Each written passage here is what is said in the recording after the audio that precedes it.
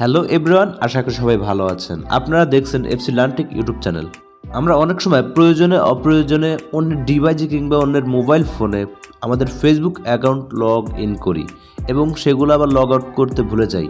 তো এর জন্য কিন্তু একটা ভয় কাজ করে, একটা রিস্ক বলতে পারেন।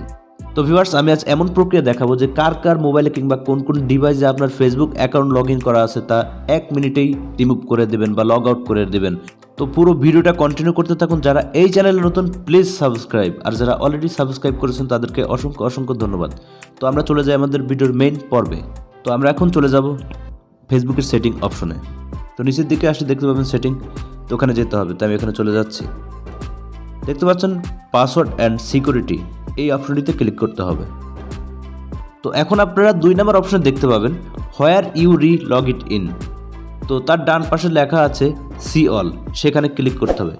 সেখানে ক্লিক করলে আপনার ফেসবুক অ্যাকাউন্ট যে কয়টি ডিভাইসে লগ ইন করা আছে সবগুলো এখানে শো করবে। তো ভিউয়ার্স, এখানে যে কয়টা ডিভাইসে লগ ইন করা দেখতে পাচ্ছেন এগুলো সবই আমার নিজস্ব। এখানে একটা সুবিধা হচ্ছে, এখানে আপনার যেই মোবাইলে লগ ইন করা আছে সেই মোবাইলের নাম লেখা উঠবে, মডেল নেম লেখা উঠবে এবং লোকেশন নাম লেখা উঠবে।